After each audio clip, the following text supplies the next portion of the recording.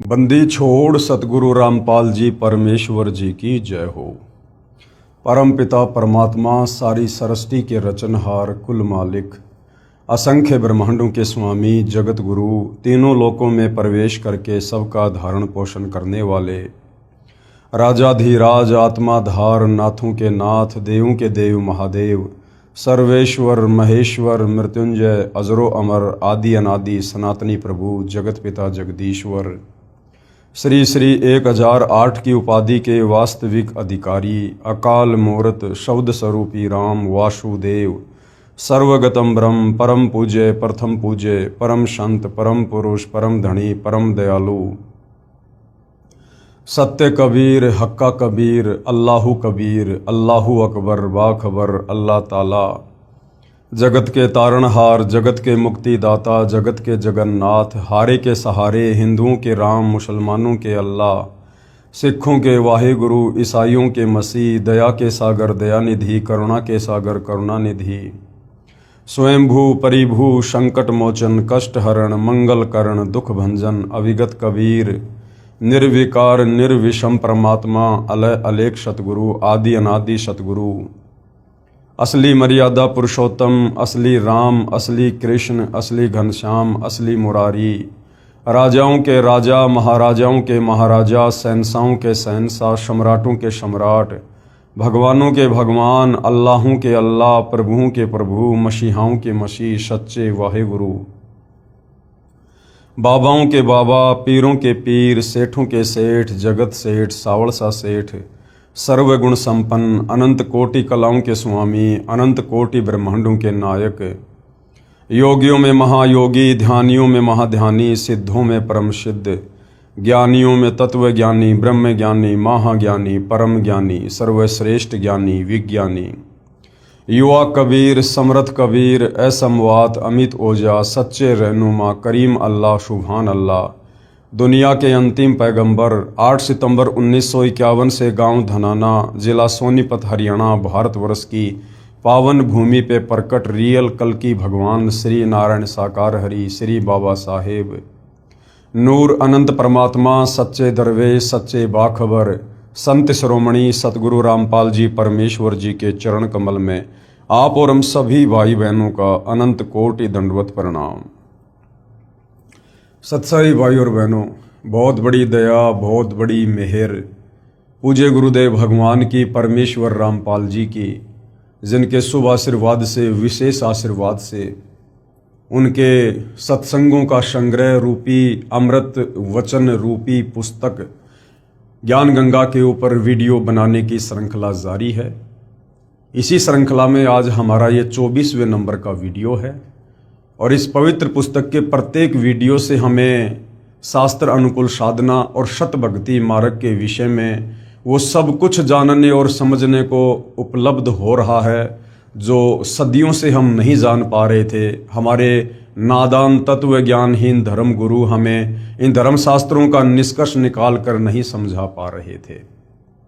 तो भाई और बहनों, इस पवित्र पुस्तक ज्ञान गंगा को पढ़ने से आपकी 101 पीढ़ी का उद्धार होगा, अर्थात उनको मोक्ष मार्ग मिलेगा। और आप जी यदि पूर्ण विश्वास के साथ सतगुरु रामपाल जी से उपदेश प्राप्त करके अगर आजीवन मर्यादाओं में रहकर इस भक्ति मार्ग पर लगे रहे तो आपका तो गुरुदेव भगवान के वचन अनुसार इसी जन्म में पूर्ण मोक्ष संभव है। तो भाई और बहनों, ये पवित्र पुस्तक ज्ञान गंगा बहुत ही महत्वपूर्ण पुस्तक है और आप और हमें जो ये मनुष्य जन्म परमपिता परमेश्वर जी ने दिया है, इस मनुष्य जन्म को यदि हमने सार्थक करना है, इससे यदि हमने मोक्ष प्राप्त करना है तो हमने सतगुरु रामपाल जी के सत्संगों को सुनना ही पड़ेगा या उनके कर कमलों से लिखित पवित्र पुस्तकों का अध्ययन करना ही पड़ेगा। अन्यथा हमें सत भक्ति मार्ग इस धरती पर कहीं और प्राप्त नहीं हो सकता है। क्योंकि भाई और बहनों, सतगुरु रामपाल जी के अमृत वचन उनके द्वारा लिखी पुस्तकें जो ज्ञान उनमें समाहित है वो सर्व धर्मों के सर्व धर्म शास्त्रों से प्रमाणित है। अर्थात इस मन को ना नुकर करने की कहीं कोई गुंजाइश नहीं रह जाएगी जिस समय आप सतगुरु रामपाल जी के ज्ञान को अच्छे से समझ लेंगे। तो भाई और बहनों, इस ज्ञान को अच्छे से समझने के लिए हमने सत्संग तो सुनने ही हैं, साथ में हमने सृष्टि रचना का ज्ञान भी बहुत आवश्यक है। सृष्टि रचना भक्ति मार्ग की मास्टर की है।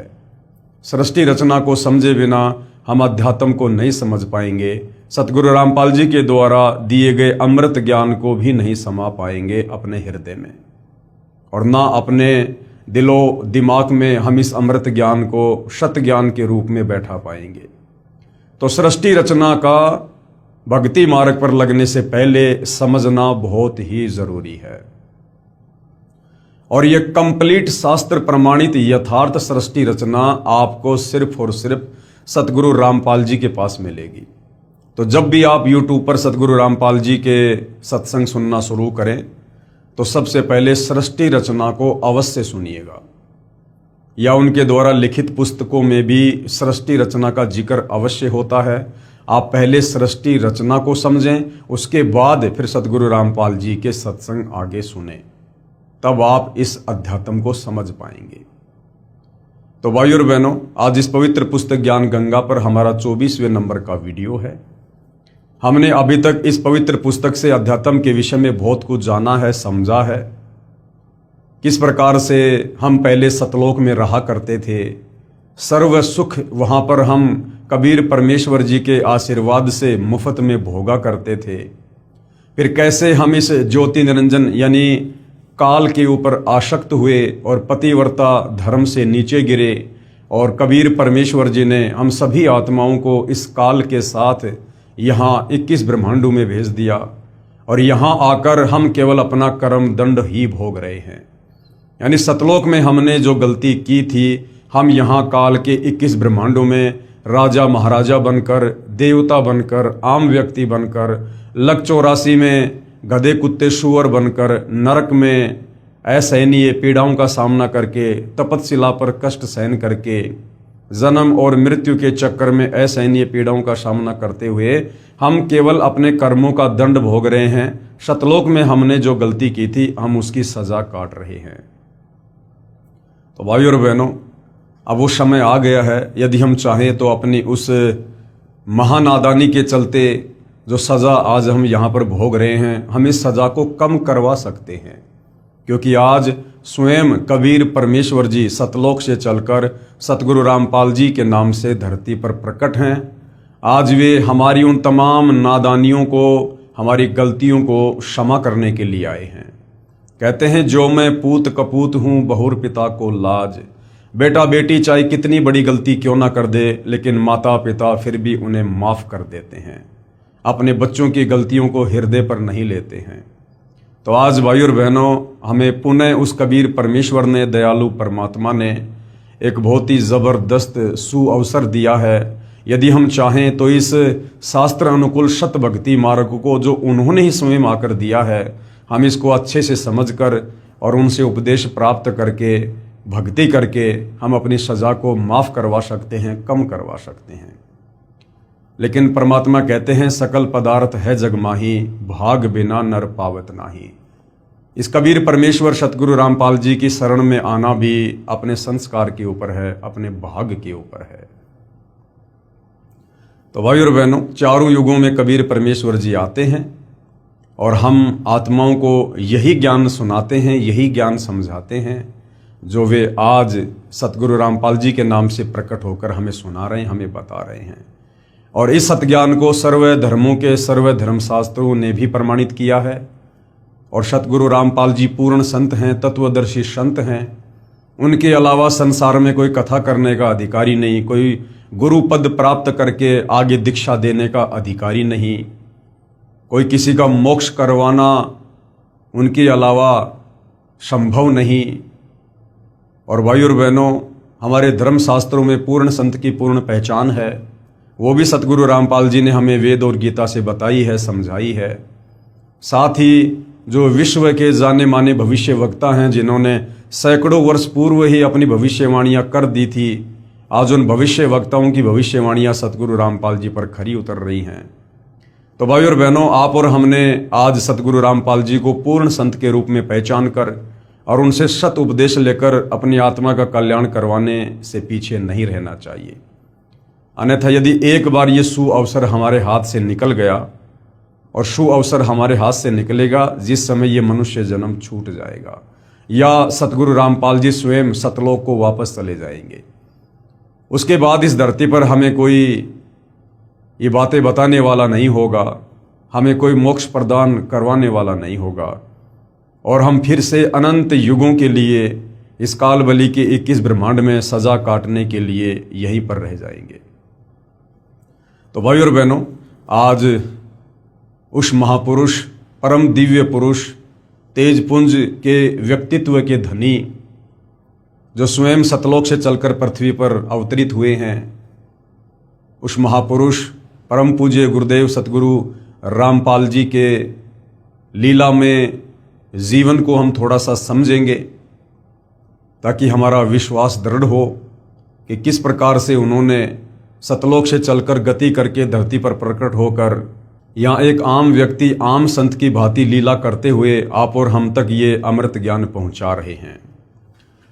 तो पवित्र पुस्तक ज्ञान गंगा, जिसमें पूज्य गुरुदेव सतगुरु रामपाल जी का संक्षिप्त लीला में जीवन परिचय लिखा हुआ है, ये पवित्र पुस्तक ज्ञान गंगा है जो आप जियों के सामने है।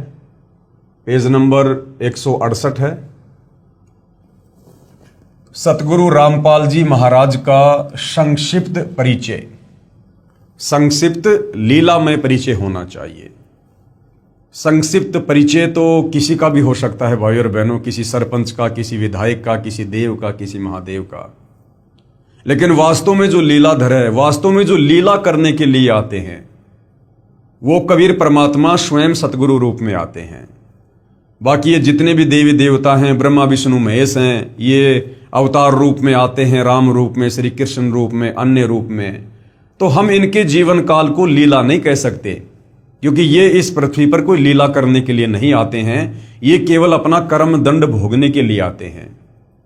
जैसे विष्णु जी को नारद जी का श्राप लगा, तो त्रेता युग में वो अपना कर्म दंड भोगने के लिए और यहां पर श्री रामचंद्र रूप में एक जीवन जी कर गए। रामचंद्र वाले जीवन में उन्होंने बाली को धोखे से मारा, एक नया उनका वो कर्म बन गया। फिर उस कर्म दंड को भोगने के लिए दोबारा श्री कृष्ण जी रूप में द्वापर में आए। तो हमें इस 21 ब्रह्मांड में जो मुख्य शक्तियां आप और हमें दिखाई देती हैं, ब्रह्मा विष्णु महेश, ये जब यहाँ पर अवतार धारण करके आते हैं तो हम इनके जीवन को लीला में जीवन नहीं कह सकते। लेकिन कबीर परमेश्वर जी, जिनके ऊपर कोई कर्म दंड लागू नहीं होता है, वो इन कर्म और भ्रमों से दूर हैं। वो तो दुनिया के कर्म दंड काटने के लिए आते हैं, दुनिया की भ्रमणाओं का समाधान करने के लिए आते हैं। तो कबीर परमेश्वर जी जब सतगुरु रूप में, तत्वदर्शी संत के रूप में धरती पर प्रकट होकर लीला करते हैं, तो उनके लीला में जीवन काल को समझने के लिए हमने लीला में संक्षिप्त जीवन परिचय शब्द का ही प्रयोग करना चाहिए। सतगुरु रामपाल जी महाराज का संक्षिप्त लीला में जीवन परिचय। सतगुरु रामपाल जी का प्राकाटे, हालांकि यहां पर लेखक के द्वारा जन्म शब्द का प्रयोग किया गया है, लेकिन अब सतगुरु रामपाल जी की वास्तविक परमात्मा वाली स्थिति से परिचित होने के बाद हम उनके नाम के आगे जन्म शब्द का प्रयोग नहीं कर सकते, क्योंकि उनका जन्म नहीं होता है। ये स्वयंभू परमात्मा हैं, ये परिभू हैं। कबीर मनीषी परिभू शुक्रम अकायम असनावीरम, यजुर्वेद इसका प्रमाण है। और कबीर परमेश्वर जी भी अपनी वाणी में सतगुरु की परिभाषा के विषय में बताते हैं कि ना सतगुरु जननी जनय और जाके माना बाप, पिंड ब्रह्मण से रहित है ना वहां तीनों ताप। जो वास्तव में सतगुरु होगा, सतगुरु कहलाने का अधिकारी होगा, वो कभी भी माँ के गर्भ से जन्म लेकर नहीं आता है। ये बात और है कि कबीर परमेश्वर जी जब सतगुरु रूप में धरती पर प्रकट होते हैं तो हम जीवों की चरम दृष्टि को धोखा देते हुए लीला वो कुछ भी कर सकते हैं। लेकिन इस सत्य ज्ञान से परिचित होने के बाद और सतगुरु की परिभाषा से परिचित होने के बाद हम अपने पूज्य गुरुदेव भगवान परमेश्वर का प्रयोग नहीं कर सकते। सतगुरु रामपाल जी का प्राकाटे 8 सितंबर 1951 को गांव धनाना, जिला सोनीपत, हरियाणा में एक किसान परिवार में हुआ। पढ़ाई पूरी करके हरियाणा प्रांत में सिंचाई विभाग में जूनियर इंजीनियर की पोस्ट पर 18 वर्ष कार्यरत रहे। सन 1988 में परम संत राम देवानंद जी से दीक्षा प्राप्त की तथा तन मन से सक्रिय होकर स्वामी राम देवानंद जी द्वारा बताए भक्ति मार्ग से साधना की तथा परमात्मा का साक्षात्कार किया। अब देखिए भाई और बहनों, इस पुस्तक के जो लेखक हैं वो भगत हैं और इस पुस्तक में जो ज्ञान है वो सतगुरु रामपाल जी के सत्संगों का संग्रह है। लेकिन लेखक की एक अपनी सोच है, क्योंकि लेखक एक भगत है, परमात्मा नहीं है। तो लेखक ने जैसा सतगुरु रामपाल जी को जाना है, पहचाना है, उस हिसाब से लेखक यहां पर अपने विचार व्यक्त कर रहा है। तो लेखक में भिन्नता होती है।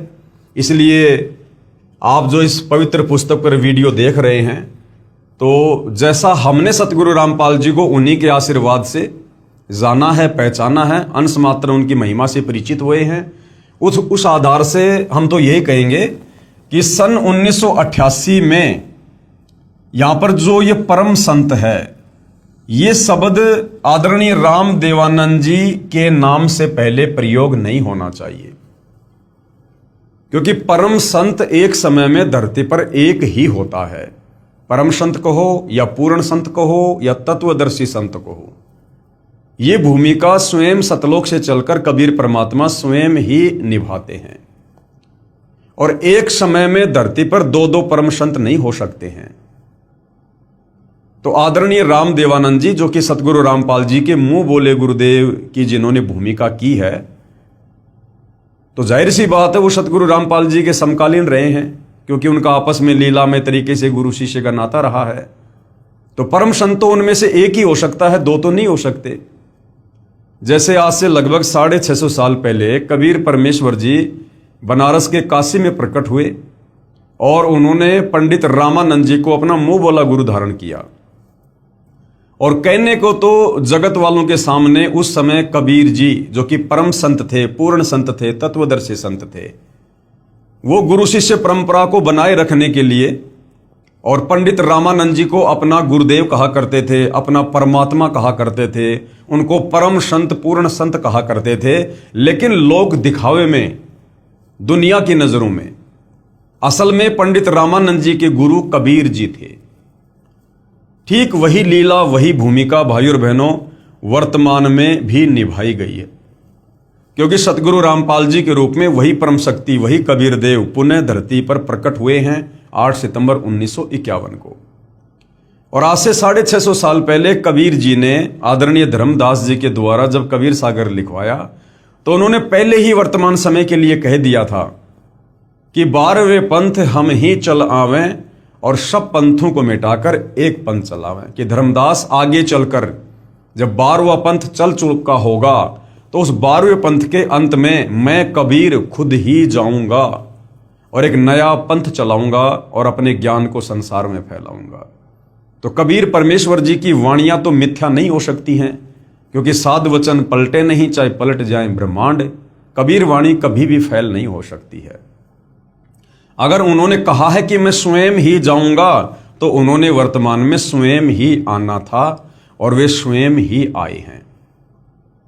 12वें पंथ के अंतिम गुरु आदरणीय राम देवानंद जी थे और 12वें पंथ में ही कबीर परमेश्वर जी ने आना था अपनी वाणी के अनुसार कि 12वें पंथ हम ही चल आवें।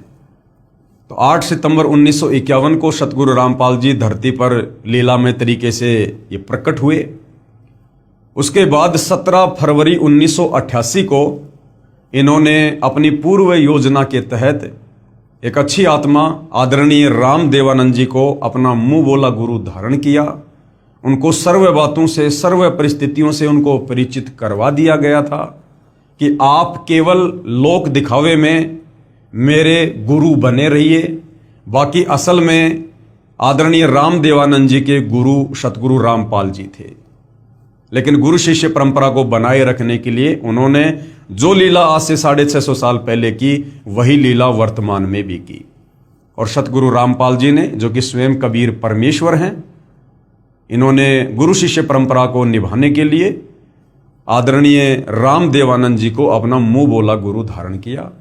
और जैसा कि गुरु शिष्य का नाता होता है, उस आधार से स्वयं सारी सृष्टि के मालिक होते हुए, जगत गुरु होते हुए सतगुरु रामपाल जी ने अपने गुरुदेव को, अपने मुंह बोले गुरुदेव को, आदरणीय राम देवानंद जी को कभी सतगुरु कहा, कभी परमात्मा कहा, कभी बंदी छोड़ कहा, तो कभी परम संत कहा।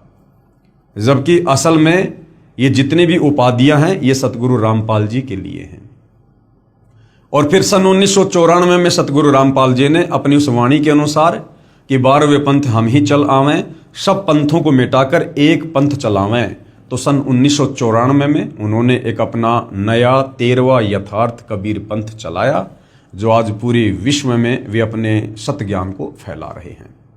तो यहां पर जो ये परम संत शब्द है, ये एक भगत की भूमिका में सतगुरु रामपाल जी ने अपने गुरुदेव को, अपने मुंह बोले गुरुदेव को, आप और हमें गुरु शिष्य के बीच का जो रिश्ता है, जो मर्यादा है, जो श्रद्धा है, जो समर्पण भाव है, उसको समझाते हुए, स्वयं जगत गुरु होते हुए, परम संत होते हुए सतगुरु रामपाल जी ने अपने मुंह बोले गुरुदेव आदरणीय राम देवानंद जी के नाम से पहले परम संत का प्रयोग किया है। अन्यथा आदरणीय राम देवानंद जी परम संत नहीं थे, वो केवल एक संत थे, यानी एक भगत थे, बस इससे ज्यादा कुछ नहीं थे। क्योंकि परमेश्वर तो सृष्टि में एक ही है, बाकी सब यहां पर जीव हैं। सन 1988 में आदरणीय राम देवानंद जी से दीक्षा प्राप्त की, यानी लोक दिखावे में दीक्षा प्राप्त की, तथा तन मन से सक्रिय होकर आदरणीय राम देवानंद जी द्वारा बताए भक्ति मार्ग से साधना की। अब यहां पर राम देवानंद जी के नाम से पहले स्वामी शब्द है। अब भाई और बहनों, वर्तमान का समय ये कलयुग की बिचली पीढ़ी है। आप और हमने बोलते समय, लिखते समय, पढ़ते समय, पढ़ाते समय हमने एक एक शब्द पर बहुत ज्यादा ध्यान देना होगा। यदि हम जरा भी इस पतिव्रता पद से नीचे गिर गए तो भाई और बहनों, आप हमारी बनी बनाई बात बिगड़ जाएगी। तो वर्तमान में हमारे लिए हमारे स्वामी, हमारे दाता, हमारे भगवान, हमारे पिता, हमारे गुरु जो भी हैं, ये सतगुरु रामपाल जी हैं। हम अन्य किसी जीव के नाम से पहले या बाद में ये दाता, स्वामी, परम संत, जगत गुरु, हम इस प्रकार के शब्दों का प्रयोग नहीं कर सकते हैं। सतगुरु रामपाल जी ने तो एक अच्छे और नेक शिष्य की लीलामय तरीके से भूमिका करते हुए इस प्रकार के शब्दों का प्रयोग अपने मुंह बोले गुरुदेव के लिए किया है, ताकि हम गुरु शिष्य के बीच के रिश्ते को समझें और हम भी अपने पूज्य गुरुदेव सतगुरु रामपाल जी को इसी प्रकार से उपमा दें। तो आप और हमें गुरु की महिमा समझाने के लिए उन्होंने एक अच्छे शिष्य की भूमिका की है, और उस भूमिका के तहत उन्होंने आदरणीय राम देवानंद जी के नाम से कभी परम संत लगाया, कभी स्वामी शब्द लगाया, तथा तन मन से सक्रिय होकर आदरणीय राम देवानंद जी द्वारा बताए भक्ति मार्ग से साधना की तथा परमात्मा का साक्षात्कार किया।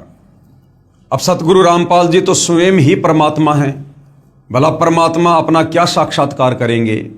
तो ये भी एक प्रकार से सारा का सारा लीलामय खेल है। सतगुरु रामपाल जी को कोई परमेश्वर का साक्षात करने की आवश्यकता नहीं है, क्योंकि ये स्वयं ही परमात्मा है। लेकिन इस प्रकार के शब्दों का प्रयोग क्यों किया जाता है भाई और बहनों? यदि वे डायरेक्ट कह दे कि मैं परमात्मा हूं, तो आप और हम इस काल के 21 ब्रह्मांड में फंसे हुए प्राणी, हमारी सोच इतनी छोटी है, इतनी संकीर्ण है कि हमारा हृदय इन बातों को स्वीकार जल्दी से नहीं कर पाएगा, और हमारे मन में तरह तरह का दोष गुरुदेव के प्रति उत्पन्न हो जाएगा कि देखो, एक इंसान होकर, एक व्यक्ति होकर अपने आप को भगवान कहता है, परमात्मा कहता है कि मैं ही कबीर हूं। और गुरु के प्रति यदि इतना भी मन में दोष आ गया तो फिर हम मोक्ष प्राप्त नहीं कर सकते, हमारी भक्ति कमाई नष्ट हो जाती है। तो स्वयं कबीर परमेश्वर होते हुए भी उन्होंने बहुत सारी लीलाएं एक आम व्यक्ति की भांति करनी पड़ती है आप और हमें इस अध्यात्म को समझाने के लिए। और जब हम उनके आशीर्वाद से, उनकी क्षणिक लीलाओं से परिचित हो जाते हैं, उसके बाद फिर हम स्वयं ही डिसीजन लेने में सक्षम हो जाएंगे कि वास्तव में पूज्य गुरुदेव भगवान क्या परम शक्ति है। सतगुरु रामपाल जी को नाम दीक्षा 17 फरवरी 1988 को फाल्गुन महीने की अमावस्या को रात्रि में प्राप्त हुई, जो कि नास्त्रदमस जी की भविष्यवाणी में लिखा हुआ है। उस समय सतगुरु रामपाल जी महाराज की आयु, हम यहां पर आयु शब्द का डायरेक्ट प्रयोग सतगुरु रामपाल जी के लिए नहीं कर सकते हैं, क्योंकि सतगुरु रामपाल जी स्वयं कबीर भगवान हैं और कबीर भगवान की कोई आयु नहीं होती है। तो हम यहां पर यह शब्द यूज करेंगे, लीला में आयु। उस समय सतगुरु रामपाल जी महाराज की लीला में आयु 37 वर्ष थी और उपदेश दिवस यानी दीक्षा दिवस को संत मत में उपदेशी भगत का आध्यात्मिक जन्मदिन माना जाता है। यानी वास्तव में हमारा जो असली जन्म है वो उस दिन होता है जिस दिन हमें परम संत से नाम उपदेश प्राप्त होता है, क्योंकि उसी दिन से हम इस मनुष्य जीवन को, जिस विशेष मकसद के लिए हमें ये प्राप्त होता है, हम इस मनुष्य जीवन से वो काम शुरू करते हैं, यानी भक्ति, मोक्ष प्राप्ति के मार्ग पर चलना। कब? जिस दिन हमें परम संत से ये जो है तत्व ज्ञान उपदेश प्राप्त होता है। तो भगत का वास्तव में जो जन्म होता है वो उस दिन होता है जिस दिन उसे परम संत से नाम दीक्षा प्राप्त होती है। उपरोक्त विवरण श्री नास्त्रदमस जी की उस भविष्यवाणी से पूर्ण मेल खाता है जो पेज संख्या 44-45 पर लिखी है। जिस समय उस तत्व दृष्टा सायरन यानी धार्मिक नेता का आध्यात्मिक जन्म होगा, उस दिन अंधेरी अमावस्या होगी।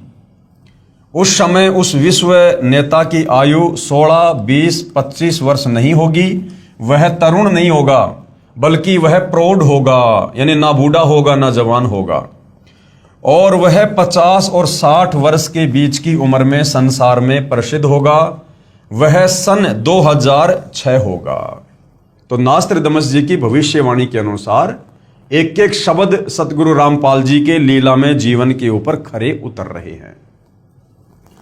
सन 1993 में आदरणीय राम देवानंद जी महाराज ने आपको यानी सतगुरु रामपाल जी को सत्संग करने की आज्ञा दी। भाई आज्ञा तो परमात्मा देते हैं सत्संग करने की, सेवा करने की। तो यहां पर हम सीधे शब्दों में यह नहीं कह सकते कि आदरणीय राम देवानंद जी ने सतगुरु रामपाल जी को सत्संग करने की आज्ञा दी। सारी सृष्टि के मालिक को, जगत गुरु को कौन आज्ञा दे सकता है? ये आते हैं स्वयं सतलोक से चलकर हमें आज्ञा देने के लिए। तो लीला में तरीके से आप जी को सत्संग करने की आज्ञा दी, आप जी के ही आदेश अनुसार। तथा सन 1994 में नामदान करने की लीला में तरीके से आज्ञा प्रदान की। भक्ति मार्ग में लीन होने के कारण, अब भाई और बहनों हम ये नहीं कह सकते परमात्मा के लिए कि भक्ति मार्ग में लीन होने के कारण। भक्ति मार्ग में तो भगत ने लीन होना चाहिए। परमेश्वर तो भक्ति दान करने के लिए आते हैं। तो यहां पर यह लिखना चाहिए कि संसार को सत भक्ति मार्ग देने में लीन होने के कारण जेई की पोस्ट से त्याग पत्र दे दिया। यानी सतगुरु रामपाल जी ने, जैसा कि इस काल के लोग की व्यवस्था है, कोई नौकरी करता है, कोई मजदूरी करता है, उस आधार से इन्होंने भूमिका करते हुए और जूनियर इंजीनियर की छोटी सी नौकरी भी अपने भरण पोषण के लिए जो है वो करके दिखाई। जेई की पोस्ट से त्यागपत्र दे दिया, जो हरियाणा सरकार द्वारा 16/5 सन 2000 को पत्र नंबर 3492-3500 डेट 16/5/2000 के तहत स्वीकृत है। सन 1994 से 1998 तक सतगुरु रामपाल जी महाराज ने घर घर, गांव गांव, नगर नगर में जाकर सत्संग किया। आदरणीय गरीबदास जी के सदग्रंथ साहिब को आधार बनाकर, यानी 5वें वेद सूक्ष्म वेद को उन्होंने गांव गांव जाकर, नगर नगर जाकर समझाया। बहुत संख्या में अनुयायी हो गए, साथ साथ ज्ञानहीन संतों का विरोध भी बढ़ता गया। सन 1999 में गांव करोथा, जिला रोहतक, हरियाणा में सतलोक आश्रम करोथा की स्थापना की तथा 1 जून 1999 से 7 जून 1999 तक परमेश्वर कबीर जी के प्रकट दिवस पर 7 दिवसीय विशाल सत्संग का आयोजन करके आश्रम का प्रारंभ किया। तथा महीने की प्रत्येक पूर्णिमा को 3 दिन का सत्संग प्रारंभ किया। दूर दूर से श्रद्धालु सत्संग सुनने आने लगे तथा तत्व ज्ञान को समझकर बहुत संख्या में अनुयायी यानी भगत बनने लगे। चंद दिनों में सतगुरु रामपाल जी महाराज जी के भक्तों की संख्या लाखों में पहुंच गई।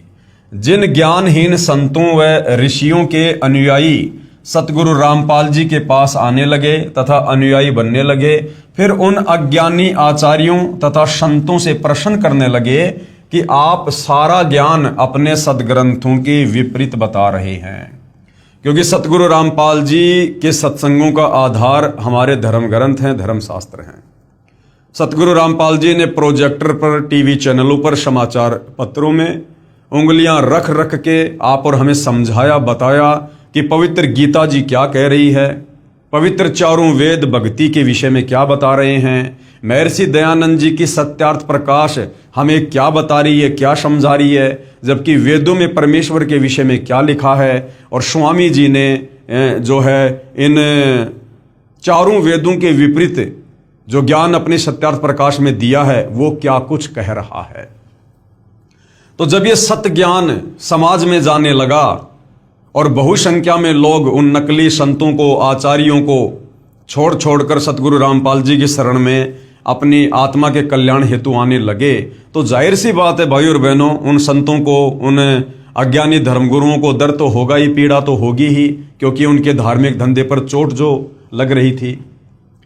यजुर्वेद अध्याय 8 मंत्र 13 में लिखा है कि पूर्ण परमात्मा अपने भगत के सारे अपराध यानी पाप नाश कर देता है। भाई परमात्मा यहां इस काल के 21 ब्रह्मांड में हमारे पाप कर्मों का नाश करने के लिए तो आते हैं, क्योंकि हम तो युगों युगों के पापी हैं, पाप कर्मों में सने हुए हैं। इस काल ने हमारे को कर्म बंधनों में बांध रखा है बुरी तरह से।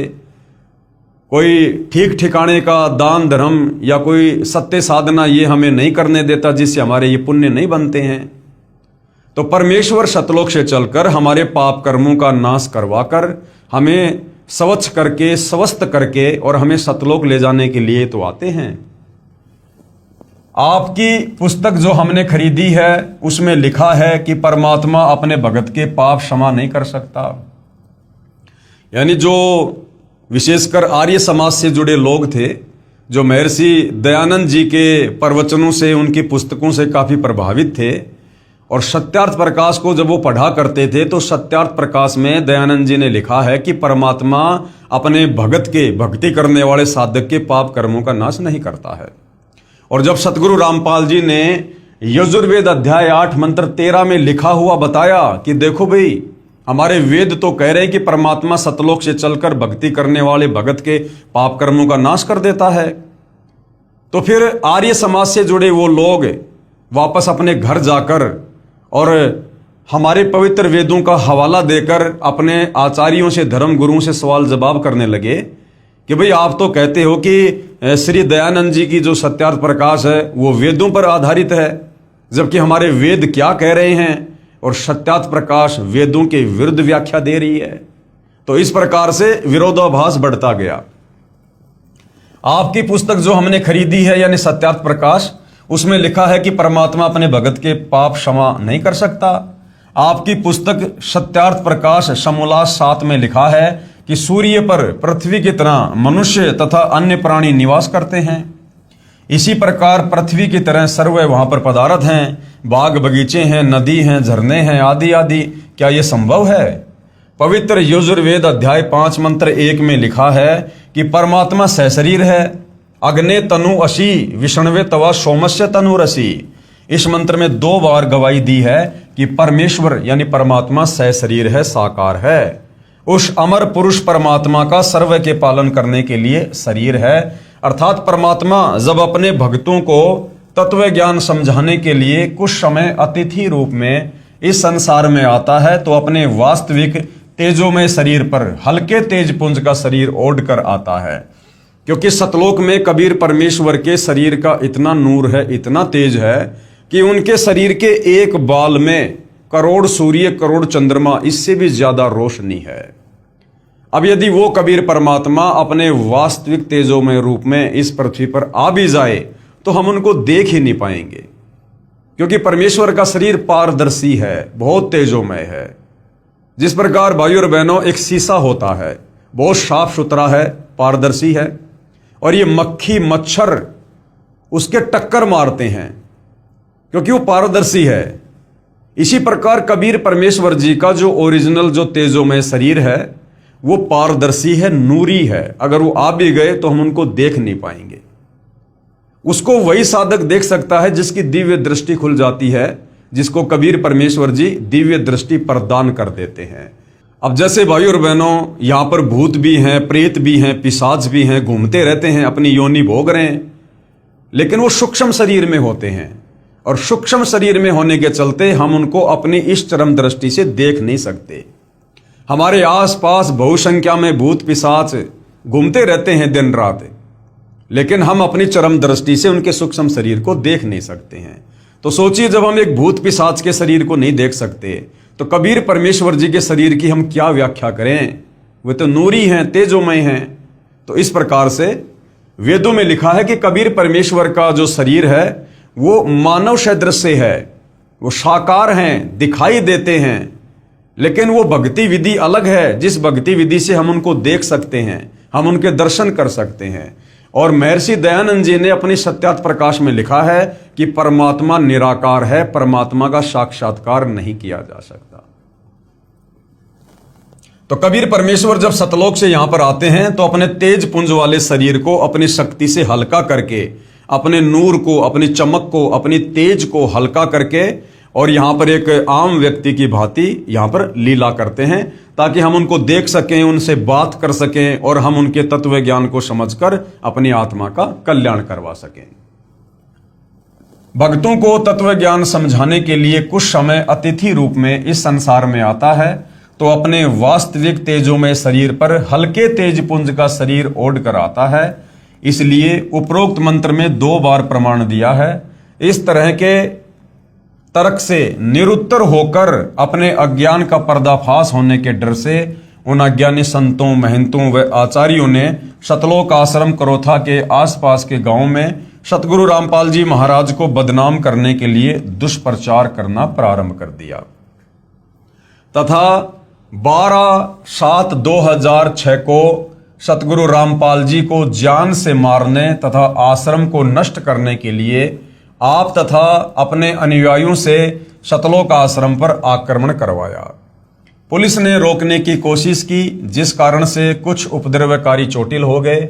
सरकार ने सतलोक आश्रम को अपने अधीन कर लिया तथा सतगुरु रामपाल जी महाराज व कुछ अनुयायियों पर झूठा केस बनाकर जेल में डाल दिया। इस प्रकार 2006 में सतगुरु रामपाल जी महाराज विख्यात हुए। यानी नास्त्रदमस जी की भविष्यवाणी के अनुसार कि वो शायरन, वो धार्मिक नेता सन 2006 के आते आते वो जो है विख्यात होगा। तो बरवाला कांड जब हुआ था तो सतगुरु रामपाल जी विशेषकर हरियाणा और भारतवर्ष में जो है काफी जो है विख्यात हुए। भले ही अनजानों ने झूठे आरोप लगाकर संत को प्रसिद्ध किया, परंतु संत निर्दोष है। प्रिय पाठकों, नास्त्रदमस की भविष्यवाणी को पढ़कर सोचेंगे कि सतगुरु रामपाल जी को इतना बदनाम कर दिया है, कैसे संभव होगा कि विश्व को ज्ञान प्रचार करेगा। उनसे प्रार्थना है कि परमात्मा पल में परिस्थिति बदल सकता है।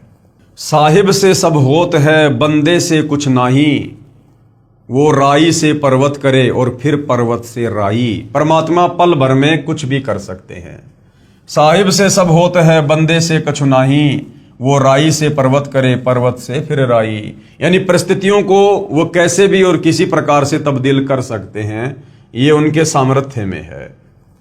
परमेश्वर कबीर जी अपने बच्चों के उद्धार के लिए शीघ्र ही समाज को तत्व ज्ञान द्वारा वास्तविकता से परिचित करवाएंगे, अर्थात अब करवा दिया है। पूरा विश्व सतगुरु रामपाल जी महाराज के ज्ञान का लोहा मानेगा। सतगुरु रामपाल जी महाराज सन 2003 से अखबारों व टीवी चैनलों के माध्यम से सत्य ज्ञान का प्रचार कर अन्य धर्मगुरुओं से कह रहे हैं कि आपका ज्ञान शास्त्र विरुद्ध, अर्थात आप भगत समाज को शास्त्र रहित पूजा करवा रहे हैं और दोषी बन रहे हैं। यदि मैं गलत कह रहा हूं तो इसका जवाब दो। आज तक किसी भी संत ने जवाब देने की हिम्मत नहीं की, क्योंकि उन संतों के पास में शास्त्र अनुकूल साधना नहीं है, उनके पास में तत्व ज्ञान का अभाव है, वो सृष्टि रचना से अपरिचित हैं, जिस कारण से वो सत्य का सामना करने में सक्षम नहीं है, भले वो कितने बड़े आचार्य या शंकराचार्य के पदों पर क्यों ना विराजमान है। सतगुरु रामपाल जी महाराज को ईस्वी सन यानी 2001 में अक्टूबर महीने के प्रथम बृहस्पतिवार को अचानक प्रेरणा हुई कि सर्व धर्मों के सदग्रंथों का गहराई से अध्ययन कर इस आधार पर सर्वप्रथम पवित्र श्री मद भगवत गीता जी का अध्ययन किया। अब देखो भाइयों और बहनों, बार बार कहना पड़ता है कि सतगुरु रामपाल जी कोई आम व्यक्ति, कोई आम संत नहीं है, ये लीला अवश्य कर रहे हैं। ये स्वयं कबीर देव हैं, सारी सृष्टि के मालिक हैं। और सतगुरु रामपाल जी को, जो कि सर्वज्ञ हैं, जगत गुरु हैं, इनको किसी भी धर्म ग्रंथ का अध्ययन करने की कोई आवश्यकता नहीं है। सर्व ज्ञान इनके अंदर समाहित है। और सतगुरु रामपाल जी को प्रेरणा नहीं होती है, भगवान दूसरों को प्रेरणा किया करते हैं, भगवान को प्रेरणा नहीं हुआ करती है, भगवान किसी प्रेरणा के आधार से नहीं चला करते हैं, क्योंकि सतगुरु रामपाल जी आप और हमारी तरह कोई जीव नहीं है, ये स्वयं परमात्मा है। सन 2001 में अक्टूबर महीने के प्रथम बृहस्पतिवार को अपनी पूर्व निर्धारित योजना के अनुसार सतगुरु रामपाल जी ने सर्व धर्मों के सदग्रंथों का भगत समाज के सामने खुलासा करना शुरू किया, ना कि सर्व धर्मों के सदग्रंथों का गहराई से अध्ययन किया, क्योंकि परमेश्वर को किसी भी सदग्रंथ के अध्ययन करने की आवश्यकता नहीं पड़ती है। अगर कोई सदग्रंथों का अध्ययन करके आगे ज्ञान देगा तो फिर हम उसको सतगुरु नहीं कह सकते, हम उसको जगत गुरु नहीं कह सकते हैं, क्योंकि कोई भी व्यक्ति पूरे विश्व के सदग्रंथों का अध्ययन करके ज्ञान प्राप्त नहीं कर सकता, समाज को ज्ञान नहीं दे सकता। इंसान की एक कैपेसिटी है, एक औकात, एक सीमा है। जिस प्रकार एक कुएं का जल होता है और जिस प्रकार एक समुद्र का जल होता है, तो कुआं समझो एक जीव, एक व्यक्ति, वो व्यक्ति अपने जल से, जिस प्रकार वो कुआं अपने जल से कितने लोगों की आवश्यकता पूरी कर सकता है, और समुद्र का जल अथाह होता है, अथाह असीमित। तो सतगुरु रामपाल जी ने किन्हीं सदग्रंथों का अध्ययन करने की आवश्यकता नहीं पड़ती है, वे स्वयं परिपूर्ण हैं, सर्वज्ञ हैं, सर्व सिद्धियों के स्वामी हैं, वे दुनिया को अध्ययन करवाते हैं।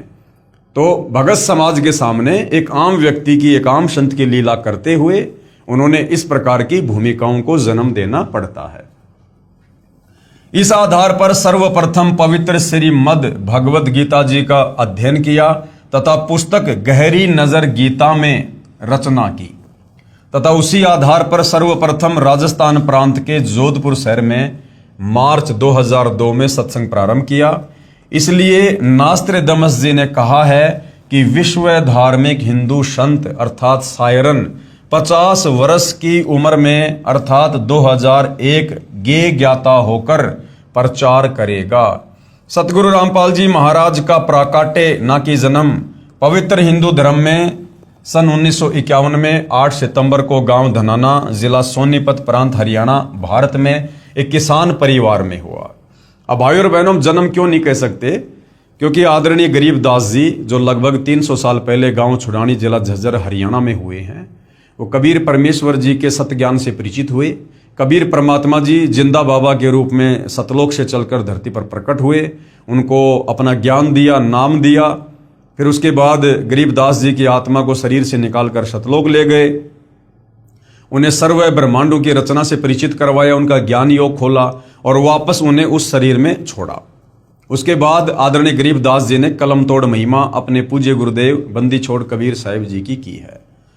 तो उनका जो ग्रंथ है आदरणीय गरीबदास जी का सदग्रंथ साहिब, उसमें से कुछ वाणियां निकालकर सतगुरु रामपाल जी ने हमें त्रिकाल संध्या के तहत दोपहर की आरती बना कर दी है, जिसको असुर निकंदन रमेणी कहते हैं। तो असुर निकंदन रमेणी में आदरणीय गरीबदास जी ने अपने पूज्य गुरुदेव के लिए कुछ कहा है। गरीबदास जी के पूज्य गुरुदेव कौन? जिंदा महात्मा कबीर परमेश्वर। तो गरीबदास जी ने कहा कि सतगुरु दिल्ली मंडल आईसी और सूती धरणी सूम जगाईसी, यानी मेरे गुरुदेव बंदी छोड़ कबीर आगे चलकर कलयुग की बिचली पीढ़ी में दिल्ली मंडल में आएंगे। तो 8 सितंबर 1951 को दिल्ली मंडल में आदरणीय गरीबदास जी के ही सतगुरु आए हैं। कौन? सतगुरु रामपाल जी। और आदरणीय गरीबदास जी के सतगुरु कौन? स्वयं कबीर परमात्मा। तो सतगुरु रामपाल जी कौन हुए? स्वयं कबीर भगवान। अब कबीर भगवान फिर जन्म लेकर नहीं आएगा, वो प्रकट ही होता है। इस प्रकार सन 2001 में सतगुरु रामपाल जी महाराज की लीला में आयु 50 वर्ष बनती है। सो नास्त्रदमस के अनुसार खरी है, इसलिए वह विश्व धार्मिक नेता सतगुरु रामपाल जी महाराज ही हैं, जिनकी अध्यक्षता में भारतवर्ष पूरे विश्व पर राज्य करेगा। पूरे विश्व में एक ही ज्ञान यानी भक्ति मार्ग चलेगा, एक ही कानून होगा, यानी जो नियम सतगुरु रामपाल जी बनाएंगे वही लागू होंगे। कोई दुखी नहीं होगा, विश्व में पूर्ण शांति होगी। जो विरोध करेंगे अंत में वे भी पश्चाताप करेंगे तथा तत्व ज्ञान को स्वीकार करने पर विवश होंगे और सर्व मानव समाज मानव धर्म का पालन करेगा और पूर्ण मोक्ष प्राप्त करके सतलोक जाएंगे। जिस तत्व ज्ञान के विषय में नास्त्रदमस जी ने अपनी भविष्यवाणी में उल्लेख किया है कि उस विश्व विजेता संत के द्वारा बताए शास्त्र प्रमाणित तत्व ज्ञान के सामने पहले के सभी संत निष्प्रभ यानी असफल हो जाएंगे तथा सभी को नम्र होकर झुकना पड़ेगा। उसी के विषय में परमेश्वर कबीर बंदी छोड़ जी ने अपनी अमृतवाणी में पवित्र कबीर सागर ग्रंथ में, जो संत धर्मदास जी द्वारा लगभग 550 वर्ष पहले लिपिबद्ध किया गया है, कहा है कि एक समय आएगा जब पूरे विश्व में मेरा ही ज्ञान चलेगा। 650 साल पहले कबीर परमेश्वर ने धर्मदास जी को कह दिया था कि पूरे विश्व में धर्मदास मेरा ही ज्ञान चलेगा, घर घर में मेरी ही पूजा होगी, पूरा विश्व शांति पूर्वक भक्ति करेगा, आपस में विशेष प्रेम होगा, सतयुग जैसा समय यानी स्वर्णम युग होगा। परमेश्वर कबीर बंदी छोड़ द्वारा बताए ज्ञान को सतगुरु रामपाल जी महाराज ने समझा है, जबकि भाई और बहनों सतगुरु रामपाल जी स्वयं कबीर भगवान हैं, कबीर परमात्मा हैं। इन्होंने किसी के ज्ञान को समझने की आवश्यकता नहीं है और ना इनसे ऊपर कोई ज्ञान देने वाला सृष्टि में है। लेकिन यहां पर वही बात है, गुरु शिष्य परंपरा का निर्वाह करते हुए आप और हम एक अच्छे भगत की भूमिका निभाकर वो दिखा रहे हैं, ताकि हम भी अपने पूज्य गुरुदेव सतगुरु रामपाल जी से उपदेश प्राप्त करके उनके दिखाए मार्ग अनुसार एक नेक सच्चे और अच्छे भगत की भूमिका कर सकें। इसी ज्ञान के विषय में कबीर साहिब जी ने अपनी वाणी में कहा है कि कबीर और ज्ञान सब ज्ञानड़ी और कबीर ज्ञान सो ज्ञान, और जैसे गोला तोप का करता चले मैदान। और ज्ञान सब ज्ञानड़ी, बाकी जितने भी धर्मगुरु हैं, आचार्य शंकराचार्य हैं, उनका जो ज्ञान है वो बहुत ही क्षणिक है, वो क्षेत्रीय ज्ञान है, बहुत सीमित है, आत्म कल्याण वाला भी नहीं है, उनको आत्म ज्ञान भी नहीं है, परमात्म ज्ञान तो बहुत दूर की बात है। और कबीर परमेश्वर जी का जो ज्ञान है वो वास्तविक तत्व ज्ञान है, सर्वोपरि है। कबीर और ज्ञान सब ज्ञानड़ी, कबीर ज्ञान सो ज्ञान, जैसे गोला तोप का करता चले मैदान। जिस प्रकार लड़ाई के मैदान में तोप छोड़ दी जाती थी तो जहां तक वो तोप का गोला जाता था मैदान को बिल्कुल सफाचट करता हुआ जाता था, जो भी उसके सामने आ जाता था। तो कबीर परमेश्वर जी का तत्व ज्ञान तोप के गोले की तरह है, इसके सामने इन नकली धर्म गुरुओं का ये छोटा मोटा अज्ञान टिक नहीं पाएगा। भावार्थ है कि यह तत्व ज्ञान इतना प्रबल है कि इसके समक्ष अन्य संतों व ऋषियों का ज्ञान टिक नहीं पाएगा। जैसे तोप यंत्र का गोला जहां भी गिरता है वहां पर सर्व किलों तक को ढहाकर साफ मैदान बना देता है। यही प्रमाण संत गरीबदास जी छुडानी जिला झज्जर हरियाणा वाले ने दिया है कि सतगुरु यानी तत्वदर्शी संत परमेश्वर कबीर बंदी छोड़कर भेजा हुआ दिल्ली मंडल में आएगा। अब भाई और बहनों, इस विषय को बहुत ही ध्यानपूर्वक समझने की आवश्यकता है। देखो, यदि हमने वर्तमान कलयुग की बिचली पीढ़ी में, इस भक्ति युग में, अगर अपने पूज्य गुरुदेव सतगुरु रामपाल जी को यदि हमने एक मात्र संत की परिभाषा में ले लिया, या किसी कबीर भगवान के द्वारा भेजा गया कोई अवतार मान लिया, या कबीर जी के द्वारा भेजा गया कोई संदेशवाहक, या उनका दास, या उनके दरबार का कोई नौकर, या सतलोक से भेजी गई कोई आत्मा यदि हमने मान लिया, तो हम भाई और बहनों इनकी शरण में आकर बहुत संघर्ष करके, बहुत भक्ति करके, दान पुण्य करके भी हम यहाँ से मुक्ति प्राप्त नहीं कर पाएंगे। क्योंकि गुरु को परमेश्वर के अलावा, परमात्मा के अलावा यदि हमने अन्य किसी भी परिभाषा में रखा और हम भक्ति भी करते रहे, यानी हम उनको मानुष मानते रहे और भगवान उनके अलावा किसी और को मानते रहे, तो हम यहां से मुक्त नहीं हो सकते। ये हमारी बहुत बड़ी कमजोरी हो जाएगी।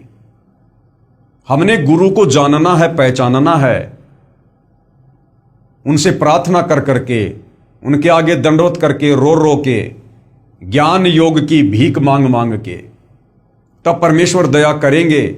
वो दया ही करने आते हैं, हमारे से अपनी पहचान ही करवाने आते हैं, यदि वास्तव में हम मोक्ष चाहते हैं तो यहां पर आपको दो तरह की बातें देखने को मिलेंगी और दोनों बातें हमने समझने की भी आवश्यकता है। यही प्रमाण सतगुरु गरीबदास जी छुडानी, जिला झज्जर, हरियाणा वाले ने दिया है कि सतगुरु यानी तत्वदर्शी संत, सतगुरु को उन्होंने कोष्टक में क्या लिखा है कि सतगुरु कौन होता है? सतगुरु होता है तत्वदर्शी संत। परमेश्वर कबीर बंदी छोड़कर भेजा हुआ दिल्ली मंडल में आएगा। जबकि गरीबदास जी ने ऐसा नहीं लिखा कि कबीर परमेश्वर जी का भेजा हुआ दिल्ली मंडल में आएगा, क्योंकि गरीबदास जी फिर आगे खुद ही सिद्ध कर देते हैं कि भैया वो तो खुद ही है जो भी कुछ है। तो गरीबदास जी की ये वाणी है जो असुर निकंदन रमेणी में है। गरीब सतगुरु दिल्ली मंडल आईसी और सूती धरणी सूम जगाईसी। आदरणीय गरीबदास जी ने साफ साफ लिखा है कि सतगुरु दिल्ली मंडल आईसी, कि मेरे सतगुरु जिंदा बाबा कबीर साहिब आगे चलकर दिल्ली मंडल में आएंगे। यहां पर यह नहीं लिखा कि मेरे सतगुरु कबीर जी सतलोक से किसी आत्मा को आगे चलकर सतगुरु रामपाल जी के रूप में 8 सितंबर 1951 को दिल्ली मंडल में भेजेंगे। गरीबदास जी ने जो क्लियर करना था, जो स्पष्ट करना था, वो कर दिया। सतगुरु दिल्ली मंडल आईसी। अब गरीबदास जी के सतगुरु हैं कबीर जी, और गरीबदास जी कह रहे हैं कि मेरे सतगुरु कबीर जी आगे चलकर दिल्ली मंडल में आएंगे। और दिल्ली मंडल में भाई और बहनों कौन आए हैं? सतगुरु रामपाल जी आए हैं। क्योंकि फिर वो क्या करेंगे? सूती धरणी सूम जगाईसी। सूती धरणी यानी जिस धरती ने भगत पैदा करने छोड़ दिए, जिस धरती पर कंजूस लोग पैदा हो चुके हैं दिल्ली मंडल में, सतगुरु आकर उनको भक्ति देकर, तत्व ज्ञान देकर जगाएगा, फिर से भक्ति पर लगाएगा, उनको दान धर्म जो है करना सिखाएगा, उनको दानी बनाएगा। तो यहां पर गरीबदास जी ने यह नहीं कहा कि कोई आत्मा आएगी या कबीर जी किसी को भेजेंगे। साफ साफ लिखा है सतगुरु दिल्ली मंडल आईसी और सूती धरणी सूम जगाईसी। परमात्मा की भक्ति बिना कंजूस हो गए व्यक्तियों को जगाएगा। गांव धनाना, जिला सोनीपत पहले दिल्ली शासित क्षेत्र में पड़ता था, इसलिए संत गरीबदास जी महाराज ने कहा है कि सतगुरु यानी वास्तविक ज्ञान जानने वाला संत, और वास्तविक ज्ञान जानने वाला संत सतगुरु धरती पर केवल कबीर परमात्मा ही हो सकते हैं, दूसरे नहीं। इसलिए संत गरीबदास जी महाराज ने कहा है कि सतगुरु यानी वास्तविक ज्ञान जानने वाला संत अर्थात तत्वदृष्टा संत दिल्ली मंडल में आएगा। अब तत्वदृष्टा संत यदि दिल्ली मंडल में आएगा तो तत्वदृष्टा संत तो स्वयं कबीर भगवान ही होते हैं, दूसरा और कोई नहीं होता। अब आगे क्या लिखा भाई और बहनों, हमने इस वाणी को समझने की आवश्यकता है। साहेब कबीर तकत खवासा और दिल्ली मंडल लीजे वासा। भावार्थ है कि परमेश्वर कबीर बंदी छोड़ के तकत यानी दरबार का खास नौकर अर्थात परमेश्वर का नुमाइंदा प्रतिनिधि दिल्ली मंडल में वास करेगा, अर्थात वहां उत्पन्न होगा। अब भाई और बहनों, ये बहुत ही अध्यात्म की गहराई वाली बातें हैं। जब कबीर परमात्मा धरती पर आते हैं तो कुछ आत्माओं पर मालिक विशेष रहम करते हैं, रजा करते हैं, मेहर करते हैं। जो उन्हीं की तरह उनके सत्ज्ञान का आगे प्रचार करते हैं। तो यहां पर उन आत्माओं के विषय में ये जो वाणी है ये लिखी हुई है, ना कि ये कबीर परमात्मा जी के विषय में लिखी हुई है। क्योंकि गरीबदास जी अपने कबीर भगवान की समर्थता से भली भांति परिचित हैं और इसीलिए उन्होंने साफ साफ कह दिया यहां पर कि सतगुरु दिल्ली मंडल आए सी, सोती धरनी सुम जगाई सी। आदरणीय गरीबदास जी जो स्वयं अपनी आंखों से सतलोक देख चुके थे, परमात्मा की समर्थता और महिमा से परिचित हो चुके थे, वो कभी भी ये नहीं कह सकते कि वो कबीर परमात्मा उत्पन्न होगा या वो जन्म लेगा। आदरणीय गरीबदास जी को भली भांति पता है सृष्टि रचना का कि सतलोक से परमात्मा किसी भी आत्मा को या अपने किसी भी नौकर को यहां धरती पर तत्व ज्ञान प्रचार के लिए नहीं भेजते हैं। क्योंकि सृष्टि रचना में आप और हमें पता चल चुका है कि सतलोक में सृष्टि रचना की शुरुआत से पहले ही हम जीव आत्माओं को अपनी औकात याद दिलाने के लिए कबीर परमेश्वर ने सर्वप्रथम अपने 12वें नंबर के पुत्र अचिंत से कहा था कि बेटा मैं तुम्हें शब्द शक्ति प्रदान करता हूं, तुम सतलोक में कुछ रचना करो।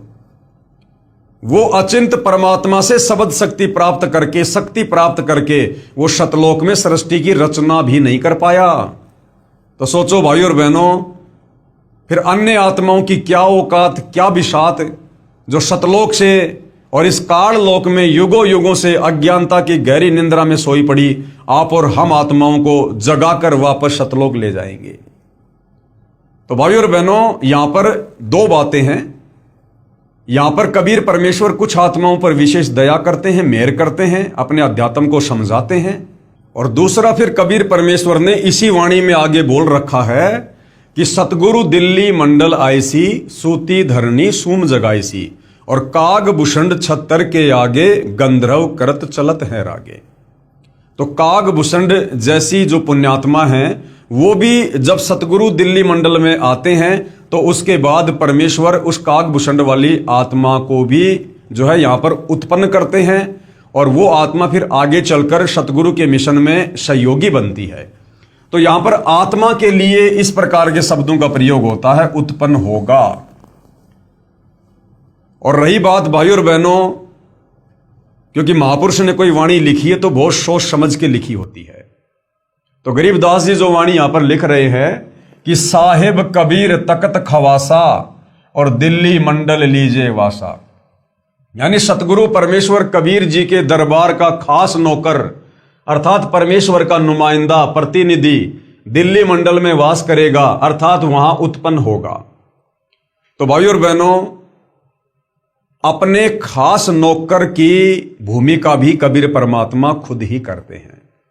जैसे आप और हमें पता होगा, जब इब्राहिम सुल्तान के पास कबीर परमात्मा गए तो तीसरी बार जब वो गए तो बांदी का रूप बनाकर गए।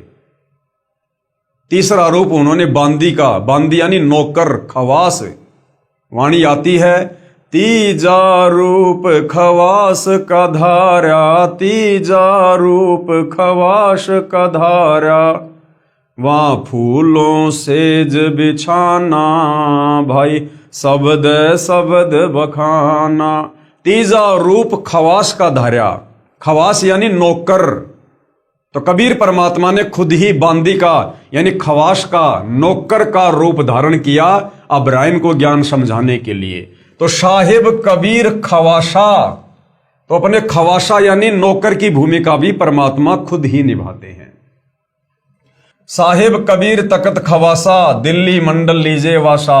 भावार्थ है कि परमेश्वर कबीर बंदी छोड़ के तकत यानी दरबार का खास नौकर अर्थात परमेश्वर का नुमाइंदा प्रतिनिधि दिल्ली मंडल में वास करेगा, अर्थात वहां उत्पन्न होगा।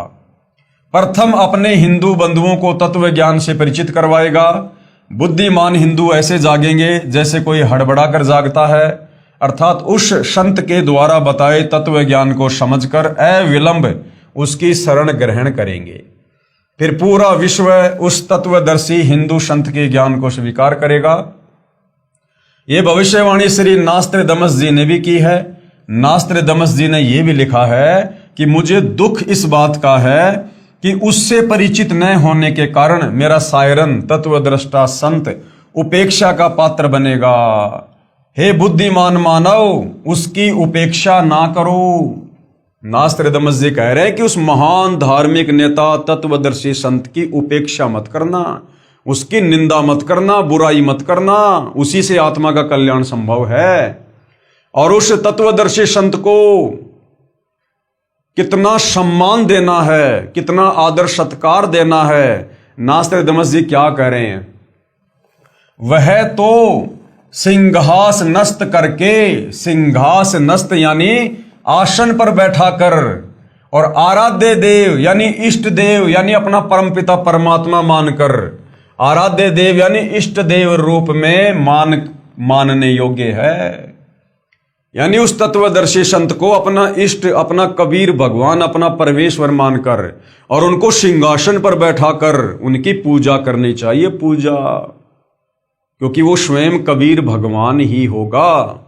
कबीर परमेश्वर जी के अलावा इस संसार में दूसरा कोई भी प्राणी, वो चाहे ब्रह्मा विष्णु महेश है, चाहे दुर्गा है, चाहे काल है, चाहे अक्षर पुरुष है, वो पूजा के योग्य नहीं है। क्योंकि जीव कभी भी अपनी पूजा नहीं करवा सकता, और ना जीव की पूजा करने से हमारी आत्मा की मुक्ति होगी। ये भले मजबूरीवश अपने आप को यहां पर भगवान साबित करके बैठे हैं, ये देवी देवता काल अक्षर पुरुष, परंतु ये वास्तव में पूजा के योग्य नहीं है। तो उस तत्वदर्शी संत को अपना आराध्य, अपना इष्ट देव मानकर यानी अपना भगवान मानकर और सिंहास नस्त करके यानी सिंहासन पर बैठाकर उनकी पूजा करनी चाहिए, उनकी आरती उतारनी चाहिए। वह हिंदू धार्मिक संत सायरन आदि पुरुष यानी पूर्ण परमात्मा का अनुयायी जगत का तारणहार है। तो भाई सतगुरु रामपाल जी स्वयं ही पूर्ण परमात्मा है, ये किसी के अनुयायी नहीं है, ये तो यहां पर अनुयायी बनाने के लिए आए हैं। नास्त्रदामस जी भविष्य वक्ता ने पुस्तक पेज नंबर 41 और 42 पर 3 शब्द का उल्लेख किया है। कहा है कि वह विश्व विजेता तत्वदृष्टा संत क्रूर चंद्र अर्थात काल की दुखदायी भूमि से छुड़ाकर यानी 21 ब्रह्मांड से छुड़वाकर अपने आदि अनादि पूर्वजों के साथ यानी सतलोक में वारिस बनाएगा तथा मुक्ति दिलाएगा। यहां पर उपदेश मंत्र की ओर संकेत है कि वह सायरन केवल 3 शब्द ओम तत् सत्य ही मंत्र जाप देगा। एक विजयी ज्ञाता, ये जो 3 शब्द हैं ये नाम दीक्षा की ओर संकेत कर रहे हैं।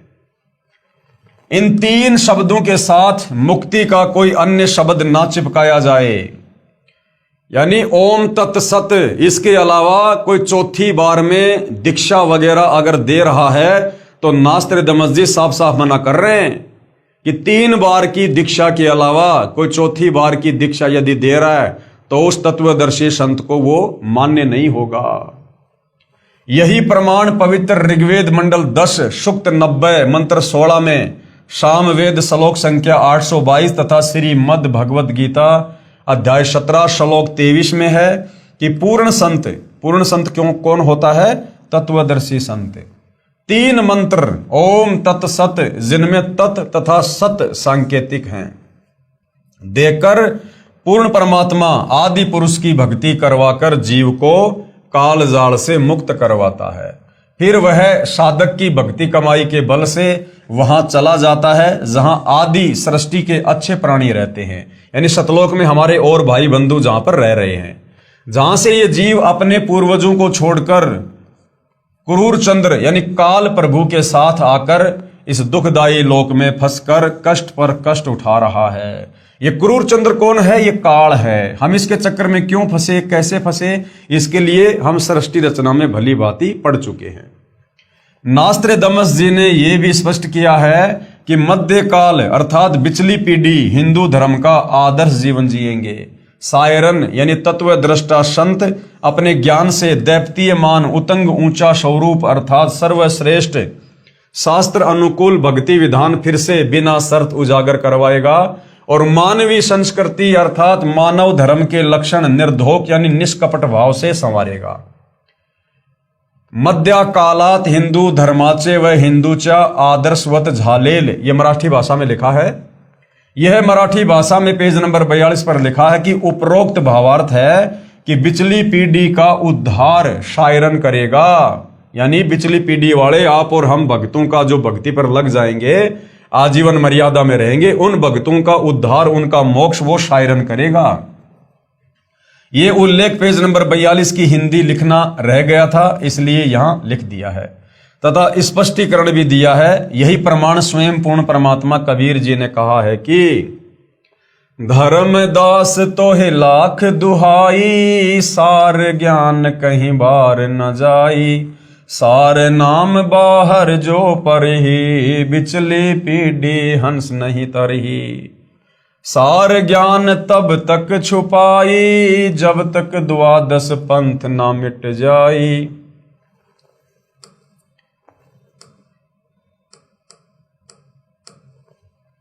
धर्मदास तोहे लाख दुहाई, सार ज्ञान व सार शब्द कहीं बाहर ना जाई, सार नाम बाहर जो पढ़ी, भाई बिचली पीढ़ी हंस नहीं तरही, और सार ज्ञान तब तक छुपाई जब तक द्वादश पंथ ना मिट जाई। जैसे ईस्वी सन 1947 में भारतवर्ष अंग्रेजों से मुक्त हुआ, उससे पहले हिंदुस्तान में शिक्षा नहीं थी। यानी सन 1947 में भारत देश के आजाद होने से पहले जो शिक्षा थी, जो पढ़ाई लिखाई थी, वो केवल चंद व्यक्तियों तक ही सीमित थी। आम व्यक्ति को नहीं पढ़ने दिया जाता था, आम व्यक्तियों को पढ़ने का अधिकार नहीं था। केवल ये जो धर्मगुरु थे, जो ब्राह्मण समाज था, यही लोग पढ़ा करते थे। लेकिन सन 1951 में सतगुरु रामपाल जी महाराज को परमेश्वर कबीर जी ने पृथ्वी पर भेजा। अब बार बार संकेत करने की आवश्यकता नहीं पड़नी चाहिए, आप सबको पता है कि सतगुरु रामपाल जी स्वयं सतलोक से चलकर आए हैं या इनको किसी ने भेजा है। सन 1951 में सतगुरु रामपाल जी महाराज स्वयं सतलोक से चलकर पृथ्वी पर प्रकट हुए। सन 1947 से पहले कलयुग की प्रथम पीढ़ी जाने तथा 1947 से बिचली पीढ़ी प्रारंभ हुई है। सन 1947 से पहले कलयुग की प्रथम पीढ़ी और सन 1947 के बाद कलयुग की दूसरी पीढ़ी शुरू होती है। यानी जैसे ही सतगुरु रामपाल जी 8 सितंबर 1951 को धरती पर प्रकट होते हैं, उसी दिन कलयुग की दूसरी पीढ़ी शुरू हो जाती है और यह 1000 वर्ष तक सत्य भक्ति करेगी।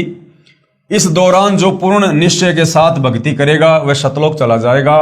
जो सतलोक नहीं जा सके तथा कभी भक्ति की, कभी छोड़ दी, परंतु गुरु द्रोही नहीं हुए, वे फिर हजारों मनुष्य जन्म इसी कलयुग में प्राप्त करेंगे, क्योंकि यह उनकी शास्त्र विधि अनुसार साधना का परिणाम होगा। इस प्रकार कई हजारों वर्षों तक कलयुग का समय वर्तमान से भी अच्छा चलेगा। फिर अंत की पीढ़ी यानी तीसरी जो पीढ़ी होगी वो भक्ति रहित उत्पन्न होगी। उस समय भक्ति का नामो निशान खत्म हो जाएगा, क्योंकि शुभ कमाई जो भक्ति युग में की है वर्तमान में वह बार बार जन्म प्राप्त करके खर्च यानी समाप्त कर दी जाएगी। इस प्रकार कलयुग के अंत की पीढ़ी कृतघ्नी होगी, वे भक्ति नहीं कर सकेंगी। इसलिए कहा है कि अब कलयुग की बिचली पीढ़ी चल रही है। 1947 से सन 2006 से वह सायरन यानी धार्मिक नेता, तत्वदर्शी संत सभी के समक्ष प्रकट हो चुका है। वह है सतगुरु रामपाल जी महाराज।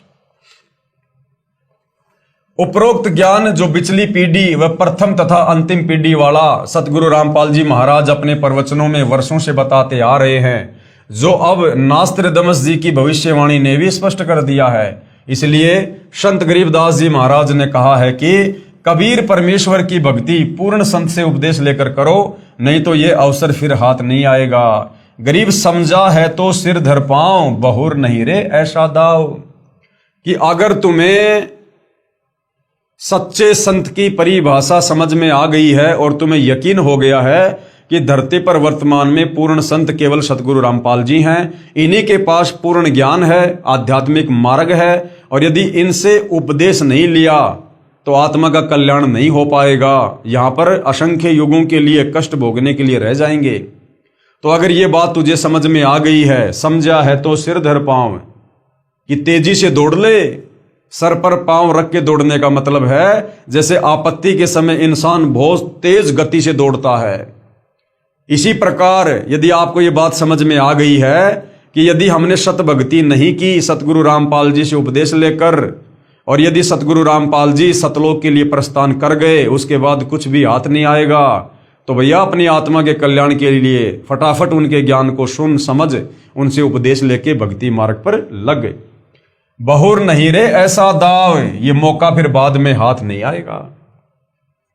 भावार्थ है कि यदि आप तत्व ज्ञान को समझ गए हैं तो सिर पर पैर रख अर्थात अति शीघ्रता से तत्वदर्शी संत रामपाल जी महाराज से उपदेश लेकर अपना कल्याण करवाओ।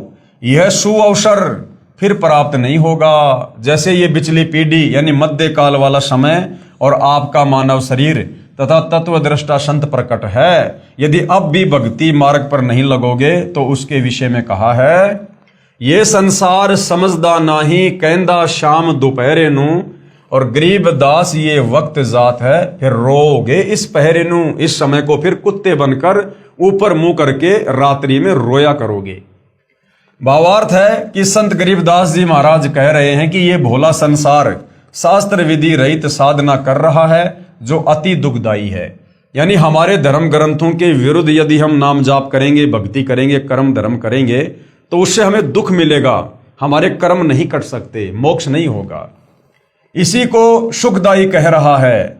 जैसे जून महीने दोपहर दिन के 12 बजे में धूप में खड़ा जल रहा है, उसी को सांझ बता रहा है, यानी ठंडा मौसम बता रहा है। जैसे कोई शराबी व्यक्ति शराब पीकर सड़क पर पड़ा है और उससे कोई कहे कि आप दोपहर की धूप में क्यों जल रहे हो, छाया में चलो, वह शराबी शराब के नशे में कहता है कि नहीं ये तो सांझ है, कौन कहता है कि दोपहर है। इसी प्रकार जो साधक यानी भगत शास्त्र विधि त्याग कर यानी अपने धर्म शास्त्रों के विपरीत मनमाना आचरण कर रहे हैं, वे अपना जीवन नष्ट कर रहे हैं। उसे त्यागना नहीं चाहते अपितु उसी को सर्वश्रेष्ठ मानकर काल के लोक की आग में जल रहे हैं। ये मंदिर मस्जिद चर्च गुरुद्वारे कावड़ लेके आना, पैदल यात्रा करना, मनमुखी भंडारे करना, पत्थरों की पूजा करना, लोग इन्हीं को सर्वश्रेष्ठ साधना मानकर जो लगे हुए हैं। और यदि उन्हें कोई समझाने का प्रयास करता है तो वो मानते नहीं। तो ऐसे लोग फिर आने वाले समय में बहुत ज्यादा कष्टों को प्राप्त होंगे। संत गरीबदास जी महाराज कह रहे हैं कि इतने प्रमाण मिलने के पश्चात भी सत साधना पूर्ण संत के बताए अनुसार नहीं करोगे तो ये अनमोल मानव शरीर तथा पिछली पीढ़ी का भक्ति युग हाथ से निकल जाएगा। फिर इस समय को याद करके रोओगे, बहुत पश्चाताप करोगे, फिर कुछ नहीं बनेगा। परमेश्वर कबीर बंदी छोड़ने कहा है, भाई आछे दिन पाछे गए और सतगुरु से किया ना हेत, अब पछतावा क्या करे जब चिड़िया चुग गई खेत। सर्व मानव समाज से प्रार्थना करते हैं कि पूर्ण संत रामपाल जी महाराज को पहचानो तथा अपना व अपने परिवार का कल्याण करवाओ, अपने रिश्तेदारों तथा दोस्तों को भी बताओ तथा पूर्ण मोक्ष पाओ। स्वर्ण युग प्रारंभ हो चुका है, यानी भक्ति युग शुरू हो चुका है। लाखों पुण्यात्माएं सतगुरु रामपाल जी तत्वदर्शी संत को पहचान कर सत्य भक्ति कर रहे हैं। वे अति सुखी हो गए हैं, सर्व विकार छोड़कर निर्मल जीवन जी रहे हैं। कृपया आगे पढ़िए महाराष्ट्र के ज्योतिष शास्त्री का मराठी भाषा में नास्ट्रेडमस की भविष्यवाणियों का अनुवाद।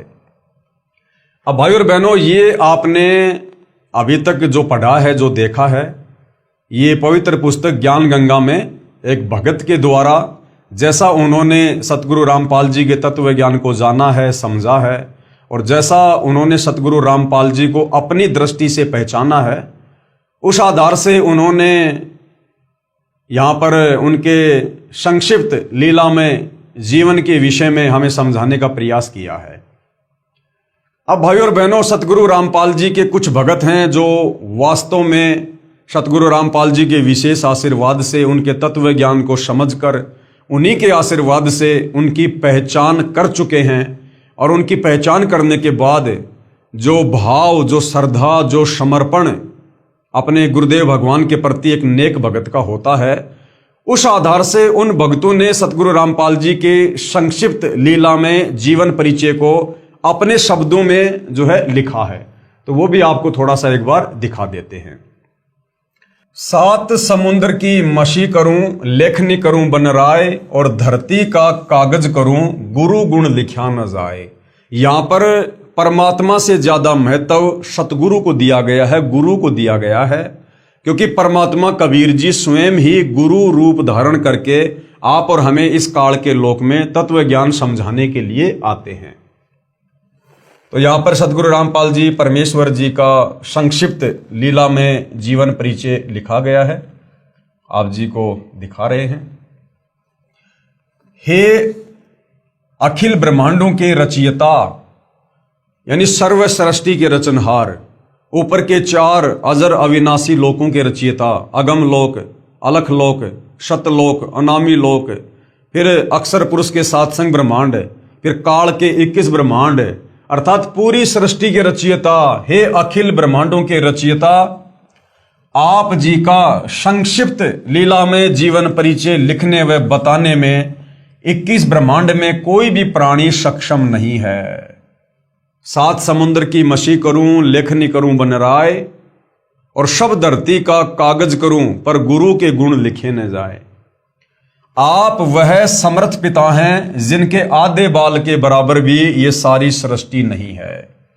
अतः संक्षिप्त जीवन परिचय शब्द के प्रयोग के लिए हम क्षमा प्रार्थी हैं, क्योंकि परमेश्वर आपकी महिमा इतनी अगाध है, इतनी अथाह है, हम उसका अंश मात्र भी वर्णन नहीं कर सकते। वो अंश मात्र वर्णन भी आप अपनी तरफ से विशेष बुद्धि देकर ही करवा सकते हैं, परंतु भाई बहनों को आप जी की अंश मात्र जानकारी देने के लिए इस शब्द का प्रयोग करना मजबूरी वश लेना पड़ रहा है। परमेश्वर आप जी कौन? सतगुरु रामपाल जी की अमर वाणी कहती है कि चारों युग में हम पुकारें, यानी परमात्मा चारों युगों में स्वयं ही संत का रूप धारण करके आते हैं। और कूक कहा हम हेल रे, हमने ऊंची आवाज में बोल बोल के वाणियों द्वारा लोगों को तत्व ज्ञान समझाया।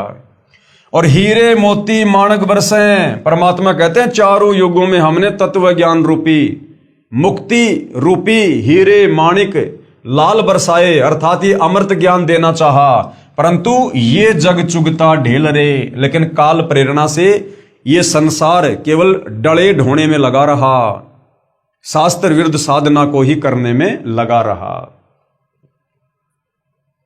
अर्थात काल जाल से अपनी आत्माओं को चेताने व निज घर की जानकारी देने के लिए आप कबीर देव कौन? सत्य पुरुष। कौन सत्य पुरुष? सतगुरु रामपाल जी सतलोक से चलकर चारों युगों में स्वयं ही आते हैं। सतयुग में सत सुकृत ऋषि नाम से, त्रेता में मुनिंदर ऋषि नाम से, द्वापर युग में करुणामय ऋषि नाम से, और कलयुग की प्रथम पीढ़ी में कबीर देव नाम से। उसके लगभग 250 वर्ष बाद गरीबदास जी महाराज जी के नाम से, और अब पिछली पीढ़ी में 8 सितंबर 1951 को गांव धनाना, जिला सोनीपत हरियाणा में अपने विधान अनुसार अतिथि रूप में धरती पर सतगुरु रामपाल दास या संत रामपाल दास नाम से प्रकट हो चुके हैं। यानी इस नाम से प्रकट होकर अपने आप को छुपाकर आप जी वर्तमान में लीला कर रहे हैं। अपने नाम के आगे दास शब्द वह परमात्मा सिर्फ हम आत्माओं को दास की परिभाषा समझाने के लिए लगाते हैं, अन्यथा सतगुरु रामपाल जी को अपने नाम के आगे दास शब्द लगाने की आवश्यकता नहीं है। साहिब से सतगुरु भये, यानी हे कबीर परमेश्वर सतगुरु रामपाल जी, आप साहिब हैं, आप परमात्मा हैं, आप सतलोक में निर्गुण रूप में सर्व सृष्टि का पालन करते हैं। तो आप ही सतलोक से चलकर हे साहिब यहां पर सतगुरु की भूमिका करते हैं। साहिब से सतगुरु भये, और फिर सतगुरु से भये संत, फिर एक अच्छे संत यानी भगत की भूमिका भी अपने भक्तों को एक अच्छा और नेक भगत बनाने के लिए, एक भगत के अंदर क्या अच्छे लक्षण और गुण होने चाहिए ये बात समझाने के लिए फिर आप एक मुंह बोला गुरु बनाकर और एक नेक भगत बनकर अपने भक्तों को भगत के लक्षण बताते हैं। आप ऐसी भूमिका करते हैं। साहिब से सतगुरु भये, सतगुरु से भये संत, धर धर भेख विशाल अंग खेल आदि और अंत। इस प्रकार की लीलाएं करते हुए आप जी हमें अध्यात्म को समझाते हैं। इस अमरवाणी के अनुसार सत्य पुरुष ने यानी सतगुरु रामपाल जी ने 8 सितंबर 1951 के दिन प्रकट होकर फिर 17 फरवरी 1988 तक एक साधारण से किसान परिवार में हमारी चरम दृष्टि को धोखा देते हुए दो अच्छी आत्माओं भगतमती इंद्रो देवी व भगत नंदराम जी को अपने मुंह बोले माता पिता के रूप में इस नश्वर संसार में लीला करने हेतु स्वयं के आने यानी प्रकट होने के लिए निमित्त बनाया।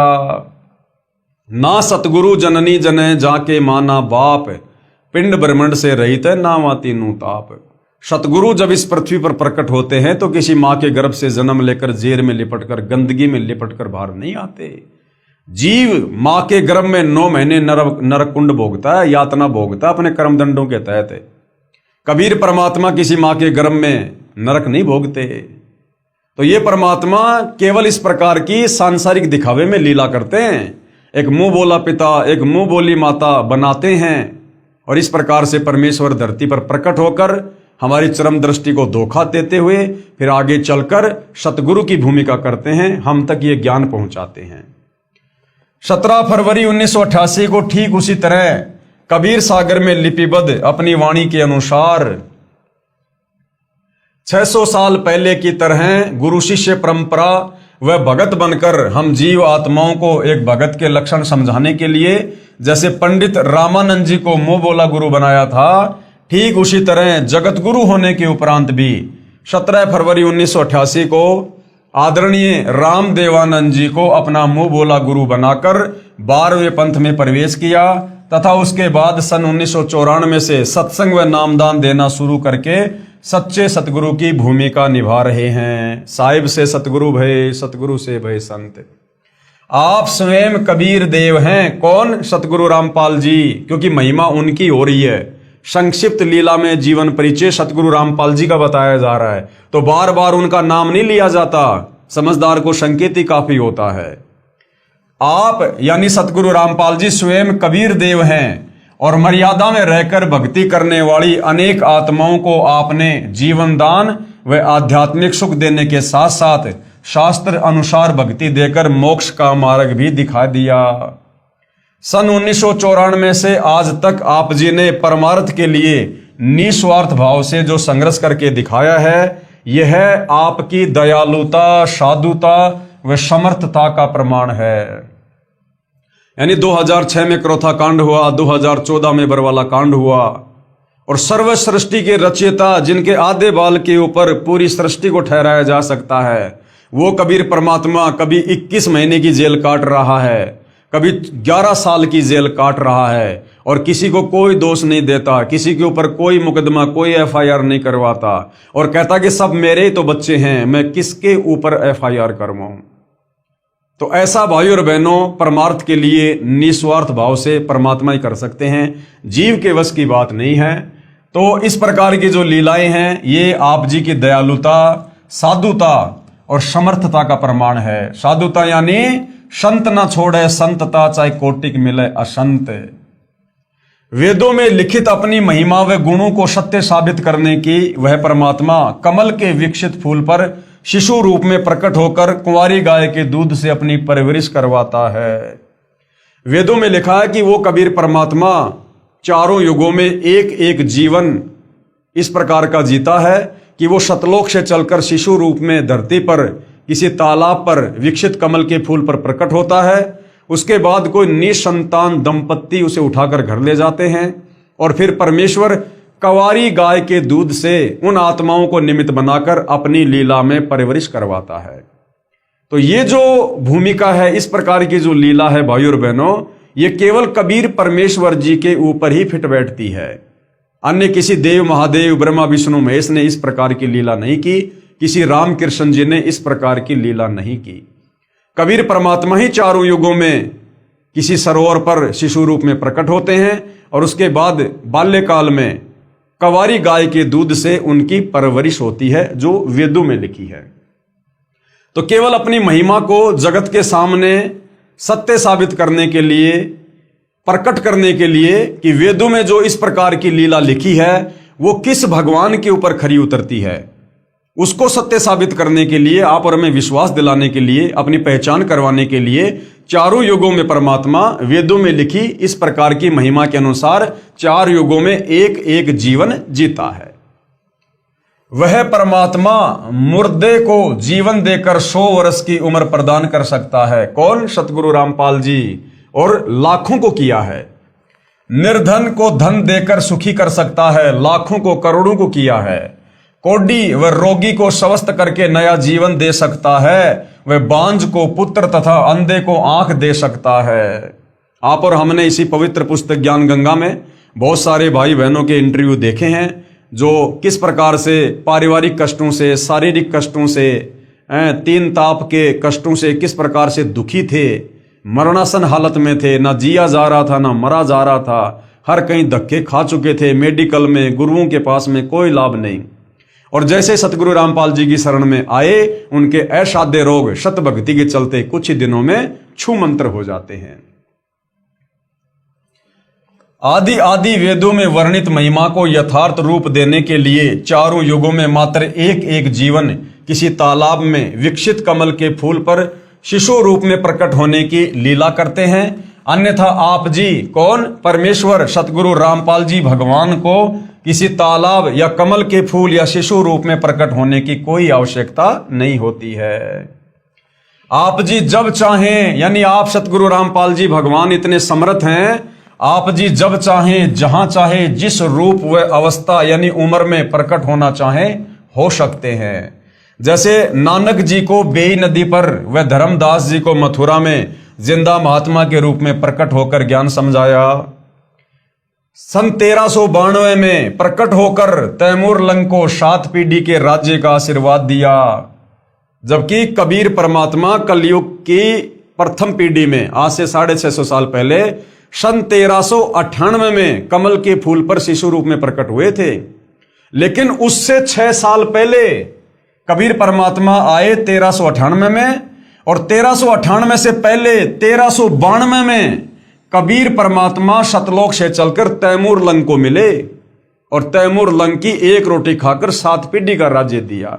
तो ये कबीर परमात्मा कमल के फूल पर शिशु रूप में केवल वेदों में लिखी अपनी महिमा को सत्य साबित करने के लिए प्रत्येक युग में एक एक जीवन जीते हैं। अन्यथा इनको आवश्यकता नहीं है। ये तो जब चाहें, जैसे चाहें, जिस रूप में, जहां चाहें, कभी भी प्रकट हो सकते हैं। कितनी बार ये प्रकट हो सकते हैं? लगभग 300 वर्ष पहले आदरणीय गरीबदास जी महाराज जी के रूप में प्रकट होकर सतग्रंथ साहिब की रचना की तथा छुडानी गांव में गंगा जी को प्रकट करने तक की अद्भुत लीला की। लगभग 60-65 वर्ष तक छुडानी से निर्वाण होने के बाद 35 वर्ष तक उसी रूप में सहारनपुर उत्तर प्रदेश में अपने प्रिय भगत भूमड़दास सैनी के बाग में रहने की लीला की। और आज साक्षात अपने वास्तविक सतलोकीय स्वरूप में सतगुरु रामपाल जी के नाम से 8 सितंबर 1951 से हम सब के समक्ष प्रकट हैं। हे जगतनाथ, आपकी लीला अद्भुत है। जगतनाथ कौन? सतगुरु रामपाल जी। हे जगत के नाथ, आपकी लीला अद्भुत है। हे अविगत परमेश्वर, अविगत यानी जिसकी गति को जानने समझने में कोई सक्षम नहीं। हे अविगत परमेश्वर, आप जी की गति को कौन जान सकता है? हे देवों के देव महादेव, आप जी स्वयं अपनी कृपा व आशीर्वाद से अपने समर्थता व गति का अंश मात्र आभास करवा कर दया करते हैं। यानी आप स्वयं ही अपने विषय में अंश मात्र जानकारी जीव की बुद्धि ओपन करके देते हैं, समझाते हैं। हे दयालु, हे दयालु परमेश्वर, अपनी भोली व ना समझ साध संगत पर, साध संगत यानी जो उनकी संगत में उनके भगत हैं, उनके बच्चे हैं। हे दयालु परमेश्वर, अपनी भोली व ना समझ साध संगत पर अपनी प्रेम दृष्टि, आशीर्वाद व कृपया बनाए रखना। हमारी आप जी से दंडवत प्रार्थना है कि हमारे अंदर भक्ति की कसक व चाहत सदा बनी रहे। तो भाई और बहनों, जिन पुण्यात्माओं ने अपने पूज्य गुरुदेव भगवान परमेश्वर रामपाल जी को जैसा भी उनके द्वारा बख्शीश सद्बुद्धि आधार से जाना है, पहचाना है, उन्होंने उनकी महिमा में ये 4 शब्द लिखे हैं। हे प्रभु, यानी हे प्रभु सतगुरु रामपाल जी, इतनी दृढ़ता भी देना चाहे ब्रह्मा विष्णु महेश या काल या दुर्गा भी हमें आपकी सत भक्ति से विचलित करना चाहे तो भी हम डगमग ना हों। मन चाहता है इस तुच्छ जिव्या से ऐसे ही आपकी महिमा का बखान करते रहें, लेकिन आप अंतर्यामी की महिमा का बखान करने में हम जीव पूर्णतया सक्षम नहीं हैं। तो भाइयों और बहनों, परमेश्वर रामपाल जी के आशीर्वाद से और इस पवित्र पुस्तक ज्ञान गंगा में उनके संक्षिप्त लीला में जीवन परिचय को आप और हमने पढ़ा, सुना, समझा। इस पूर्ण ब्रह्म परमेश्वर कबीर देव सारी सृष्टि के मालिक की महिमा को सुनने से या समझाने से, बताने से आप और हमारे ढेरों पुण्य बनते हैं। आप और हम इतने ढेर सारे भक्ति धन के भागी बनते हैं। कबीर परमात्मा अपनी वाणी में कहते हैं कि हरि सेवा युग चार है, गुरु सेवा पल एक, तासु पटंतर ना तुले, संतन किया विवेक। और सत्संग की आदि घड़ी तप के वर्ष हजार, तो भी बराबर ना तुले, सतगुरु कहें विचार, यानी संतन किया विचार। तो भाइयों और बहनों, ये कबीर परमेश्वर सतगुरु रामपाल जी, इनकी महिमा का बखान करना, इनकी महिमा करना, ये सत्संग के अंतर्गत ही आती है। सुनने वाले के भी पुण्य बनते हैं और सुनाने वाले के भी पुण्य बनते हैं। एक ने कही दूजे ने मानी, कहे कबीर वो दोनों ज्ञानी। तो भाइयों और बहनों, सतगुरु रामपाल जी परमेश्वर जी के विषय में इतनी सारी महिमा, इतने सारे प्रमाण, ये आपको सिर्फ और सिर्फ इसलिए बताए जा रहे हैं ताकि आप जी को विश्वास हो सके और आप जी इस मनुष्य जन्म को उनसे उपदेश प्राप्त करके उनके द्वारा बताई गई भक्ति को आजीवन मर्यादा में रहकर सफल करके अपनी आत्मा का कल्याण करवा सके। अन्यथा भाइयों और बहनों, हमें तो उनके आशीर्वाद से उनकी महिमा के विषय में जितना ज्ञान हो पाया है वो हो ही चुका है और हम तो उनसे उपदेश लेकर अपनी आत्मा के कल्याण में आगे बढ़ ही रहे हैं। लेकिन हमारा फर्ज बनता है आप संसार के अन्य भक्ति मार्ग से भटके हुए भाई बहनों को परमेश्वर के विषय में और सत भक्ति मार्ग के विषय में जानकारी देना। अब आगे इस जानकारी को लेना ना लेना, भक्ति मार्ग पे लगना ना लगना, ये भाई और बहनों आपके अपने भाग और संस्कार के ऊपर निर्भर करेगा।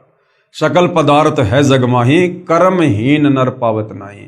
यदि आपके भाग फूटे पड़े हैं, आपके कर्म माड़े हैं, तो भाई और बहनों, आंखों के सामने परमेश्वर होते हुए भी आप उनको नहीं पहचान पाओगे और परमेश्वर की दयालुता का फायदा उनसे उपदेश लेकर नहीं उठा पाओगे। और यदि आप परमेश्वर की अच्छी आत्मा है, आपके संस्कार अच्छे हैं, तो कहते हैं ज्ञान का और घाम का चमका सा होता है। आप तुरंत समझ जाओगे और तुरंत अपनी आत्मा के कल्याण की कोशिश में नाम उपदेश लेकर लग जाओगे। तो भाई और बहनों, हम इसी प्रकार से परमेश्वर जी की महिमा आप जी तक पहुंचाते रहेंगे। और आज के इस पवित्र पुस्तक ज्ञान गंगा पर बन रहे वीडियो में केवल इतना ही। कल फिर परमेश्वर की महिमा में हाजिर होंगे। तब तक पूज्य गुरुदेव भगवान हम सबको आज्ञा दे, आशीर्वाद दे, सद्बुद्धि दे। बंदी छोड़ सतगुरु रामपाल जी परमेश्वर जी की जय हो।